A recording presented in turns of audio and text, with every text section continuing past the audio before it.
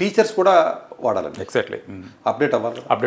ఇప్పుడు ఏదో మీరు పాఠం చెప్తున్నారు, ఫర్ ఎగ్జాంపుల్ ఏదో C++ చెప్తున్నారు, ఏదో కొత్త వర్షన్ వచ్చింది C++లో, ఇప్పుడు ఏదో 20th వర్షన్ వచ్చింది, దాంట్లో ఉన్న డిఫరెన్స్ ఏంటి నేర్చుకోవాలి. సో టీచర్స్ కూడా మీకు అప్డేట్ అవ్వాలండి. అట్లాగే ఈ ప్రీవియస్ ఇయర్ పేపర్ క్వశ్చన్స్ ఏవో కాంపిటేటివ్ ఎగ్జామ్ ప్రిపేర్ అవుతున్నాం, సరే ప్రీవియస్ ఇయర్ పేపర్స్ ఏమున్నాయి, ఈ చాప్టర్లో ఎన్ని వచ్చినాయి, అది ఇదేంటి తీస్తూ ఉంటుంది. మేబీ కొన్ని ఆస్పెక్ట్స్ మీరు అన్నట్టు యాక్యురసీ 100% కాకపోతే 80% అని ఉంటుంది కదా. అవునవును. అంటే నెట్లో ఏదైతే ఉందో వాటి మీద పర్ఫెక్ట్గా ఇస్తుంది. పర్ఫెక్ట్గా ఉండకపోవచ్చు, ఉండకపోయినా కంప్లీట్గా ఇన్నోవేటివ్ థింగ్స్ కంప్లీట్గా ఇంకా మీరు ఏజే రావాలి, మనకి జనరల్ ఇంటెలిజెన్స్, ఏ సూపర్ ఇంటెలిజెన్స్, ఏఎస్ఏలు ఇవన్నీ రావాలి. ఇంకా మనం నేరో ఇంటెలిజెన్స్లో ఉన్నాం కాబట్టి ఇంకా మనం ఈ స్టేజ్లో ఉన్నాం. మేబీ ప్రాబబ్లీ ఫ్యూచర్లో ఇప్పుడు అంటున్నారు కదా, సాఫ్ట్ బ్యాంక్ ఇన్వెస్ట్మెంట్ పెట్టింది ఓపెన్ ఏకి, ఏజేకి ఎన్నో కోట్లు పెట్టింది, బిలియన్స్ పెట్టింది, 200 బిలియన్ అంతా. సో వస్తాయండి అవి. బట్ ఏంటంటే ఇప్పుడున్న ప్రజెంట్ ఉన్నటువంటిది ఏదైతే మీకు ఈ టెక్నాలజీ రిలేటెడ్ టూల్స్ ఉన్నాయో కాదండి, ప్రతి దాంట్లోనండి. It's not about only education అనే కాదండి, మీకు ఏ చదివినా అంటే ఎనీ ఎడ్యుకేషన్కు చదువుకోవచ్చు, ఈవెన్ రీసెర్చ్కైనా వేరే అట్లకైనా. ఇప్పుడు ఫర్ ఎగ్జాంపుల్ ఒక రీసెర్చ్లో ఎవరు టాప్ పర్సనాలిటీస్ రీసెర్చ్ ఎవరు చేస్తున్నారంటే తెలుసుకోవచ్చు కదా. మళ్ళీ ఆడ వెబ్సైట్లోకి వెళ్ళిపోయిన ఆడ వెబ్సైట్లో చదువుకోవచ్చు కదా. అవును సార్. ఇప్పుడు నేను ఇందాక చూశాను, న్యూరల్ నెట్వర్క్స్కి సంబంధించి నాకు పొద్దున్నది అవసరమైందండి.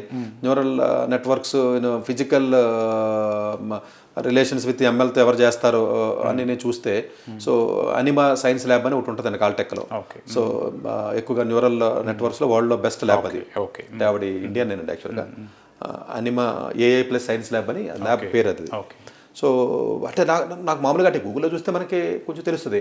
అప్పుడు వెంటనే నేను ఆ ల్యాబ్కి వెళ్ళి చూశాను అసలు ఏం చేస్తుంది రీసెర్చ్ పబ్లికేషన్స్. అసలు మామూలుగా లేవండి రీసెర్చ్ పబ్లికేషన్స్ కానీ. అంటే నాకు ఆ ఇన్ఫర్మేషన్ మీద తెలిసింది కదా. అంటే గూగుల్లో ఒక్కొక్క వెబ్సైట్లో ఒకటి ఇస్తూ ఉంటుంది, అది కరెక్ట్గా తెలియదు కదా. అవును. సో ఇట్లా ఏంటంటే మేబీ మీరు ఇనిషియేట్ చేయడానికో మధ్యలో స్టక్ అయినప్పుడన్నా కనీసం అది ఆ గ్యాప్ని ఫిల్ చేయడానికి ఉపయోగపడుతుంది కదా. దట్వే కూడా వాడుకోవచ్చు కదా, అట్లాగైనా చేసుకోవచ్చు. సో ఈ పిల్లలు ఏంటంటేనంటే ఈ Tier 3 కాలేజీలో చదివే స్టూడెంట్స్ ఎవరైతే ఉంటారో టైం వేస్ట్ చేసి ఈ మొబైల్స్లో వీటిలో ఈ చెత్త సినిమాలు లేకపోతే వెబ్ సిరీస్లకు చూసి అలవాటు పడి చూడకండి, ఈ మానేసి ఇట్లాంటిది ఏదైనా నాలెడ్జ్ పెంచే విధంగా ఇలాంటివి మీరు చేసుకుంటే ఎంత వండర్స్ మీరు చేయొచ్చు. ఎగ్జాక్ట్లీ. మొబైల్ చేతిలో ఉంటే ఎంటర్టైన్మెంటే. మరి ఈ టెక్నాలజీని నువ్వు పాజిటివ్గా వాడటం అనేసి నెగిటివ్గా వాడితే దానికి మనం ఎట్లా చెప్పండి, ఏం చేయగలం మనం. సో డెఫినెట్గానండి ఎవరైతే పర్టికులర్గా అండర్ గ్రాడ్యుయేషన్, పోస్ట్ గ్రాడ్యుయేషన్ రీసెర్చ్లు ఎవరైతే ఉంటారో జనరల్ వాడతారో, అన్ఫార్చునేట్గా పెద్ద కాలేజీలు వాడుతున్నారు. అది వాళ్ళకి తెలుసు, వాళ్ళకి సివిల్ సర్వీస్ ప్రిపరేటర్ బాగా ఉపయోగపడుతుంది. ఎందుకంటే సివిల్ సర్వీస్ మొత్తం 150 వాటర్లు ఏమంటారు సమరైజ్ చేసేస్తుంది.